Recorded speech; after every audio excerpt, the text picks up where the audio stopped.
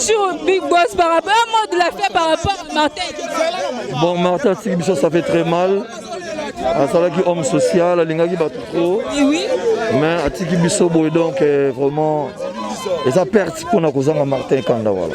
En tout cas, mais parmi les artistes comédiens, OP Martin et Kanda a collaboré avec Nabango, mais tu es le seul artiste qui a la prison dans Matang. Bon, c'est normal, les ambassadeurs de l'EPIN, ils ont tout le monde qui mingi. Donc, on a eu parce qu'il y a des mingi. Ok, d'accord, merci.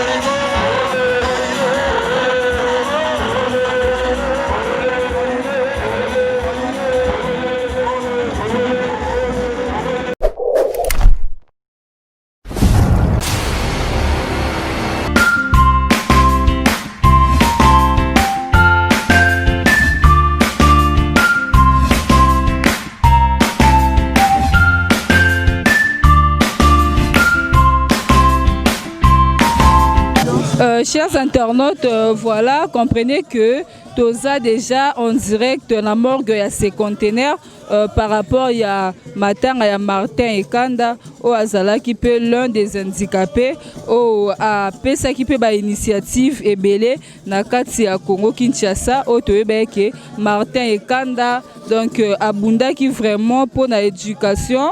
Nakati ya Kinshasa tongaki ba université au toyebi na kombo Izipa, donc voilà, il venait de nous quitter et puis aujourd'hui nous sommes déjà en direct à la morgue de Cinquantenaire tozo zela pona ko bimisa nzoto na ye et puis bino moko bozomona ba handicapé pe bazali toko lekisa vraiment micro na batu nyonso o bazali présent awa pour bameka kolobela par rapport au Martin et Kanda Zala qui peut na o asala qui vraiment na kati ya Kinshasa. Donc nous allons revenir en image pour tozwa bandeko mususu ba handicapé ba o bazala qui na kati ya fondation Martin et Kanda. Donc bino moko bomo nango déjà en image. Là, tozo soit déjà bandeko otomoni awa o bazala kina Martin et Kanda mais mingi tozo poussa la pembeni na bango poto yoka o Martin et Kanda zala ki pona bango mbote papa. Mbote ndeko mwasi. Tomoni bino na kati ya Cinquantenaire awa pona koya ko bimisa ebembe ya oyo to uti ko perdre azala ki vraiment cher pona biso Martin et Kanda to lingi to yeba to moni bino awa donc azala ki nani pa na bino Martin et Kanda. Bon, Martin et Kanda azala ki président national na FECOPEA ezali organisme national yende mutazaki président national. Donc bino siko bozalaki na kati bozalaki pe parmi na kati ya organisation wana. Oui, ndengo moninga wana sa conseiller principal de la ville ya Kisasa na sala na province ya FECOPEA.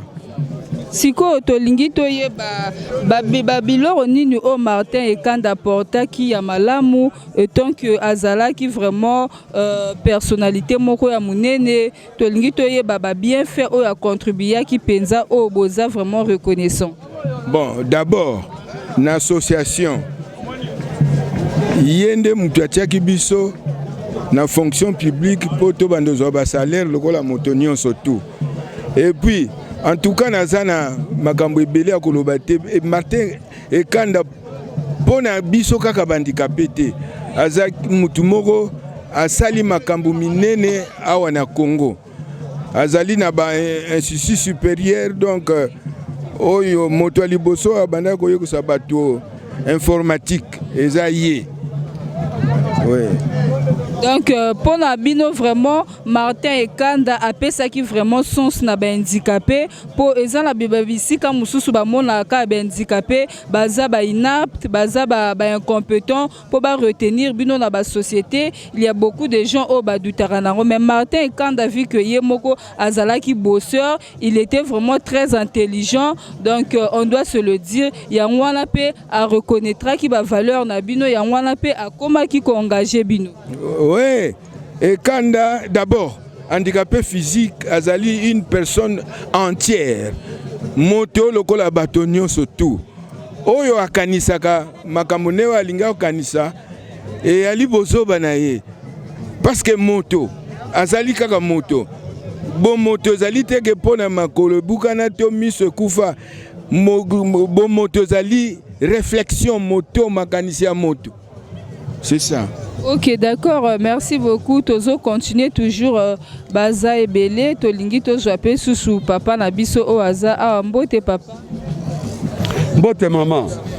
Omoni yo pe a na kati ya morgue ya cinquantenaire pona roya ko lela papa Martin Ekanda tokoki koyeba azalaki nani pona bino. Merci maman journaliste kombo nanga ko Itambo Jean Crispin. Na fandi na centre ya Fira na Kitambo. Martin Ekanda azalaki kobenga biso bavaze na ye. Martin Ekanda akabolite. Nanga yo moko ye moko alobike soki omoni bato wana baswani bayebani. Soki bayebani te bakoswana te oya leki. Martin Ekanda donko azalaki kosolola na biso nyonso. Ngai yo lokola soki na komi pa Martin Ekanda na kokota na kati na ko déjeuner sika ya déjeunaka.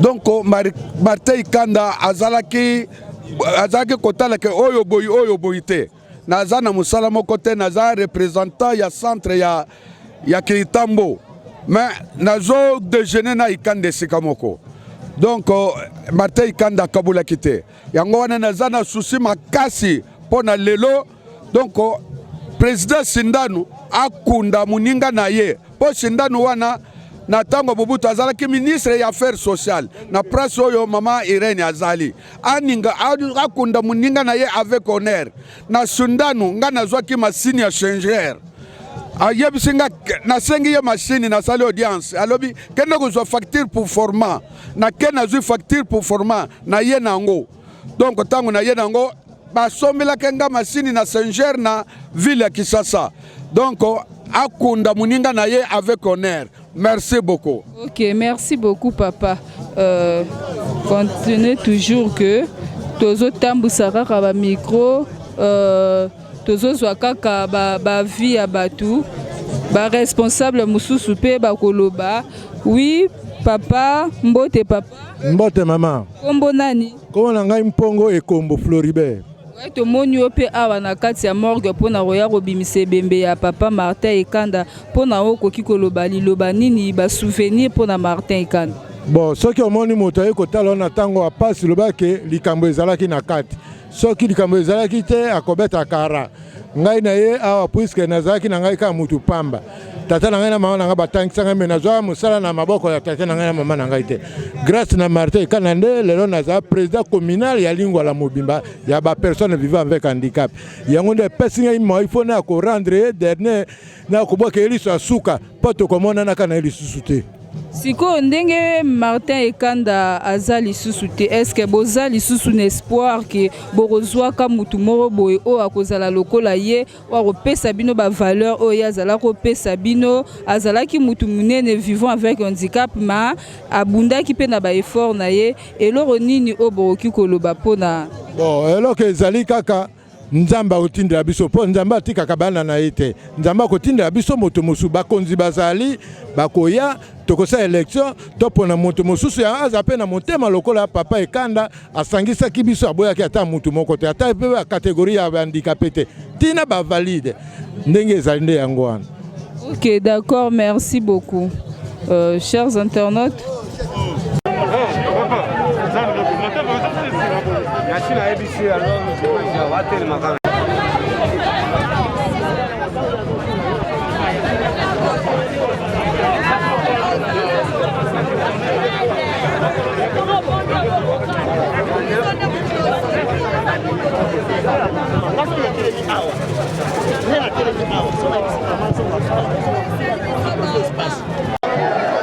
C'est l'arrivée de la documentaire de Martin Ekanda qui est opéré aujourd'hui. Nous saluons la mémoire de ce ministre disparu. Qui est un grand homme. Au-delà de son appartenance familiale, Martin Ekanda, c'est une autorité au niveau de la République démocratique du Congo.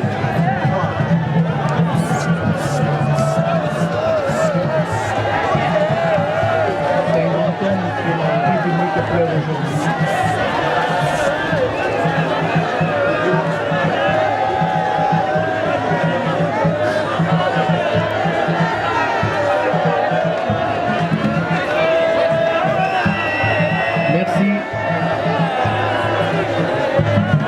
Que la sécurité puisse mettre de l'ordre des choses sérieusement bientôt commencer.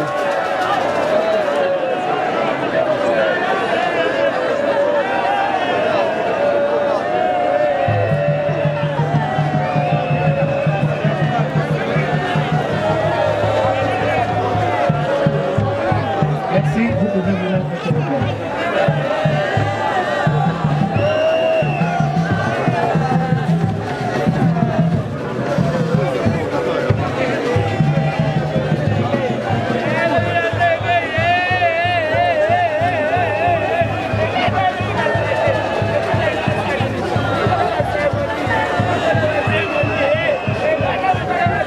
Nous rappelons aux uns aux autres qu'il y a la pandémie de coronavirus en République démocratique du Congo et les gestes barrières sont des rigueurs. Respectons les gestes des barrières, s'il vous plaît. C'est très important.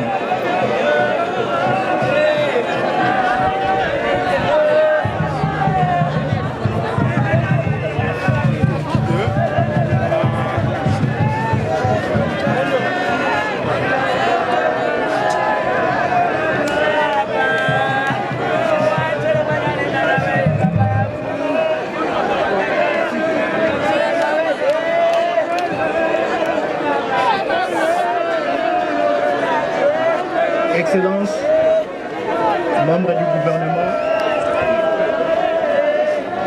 Mesdames et Messieurs, à vos titres et qualités, tout protocole observé,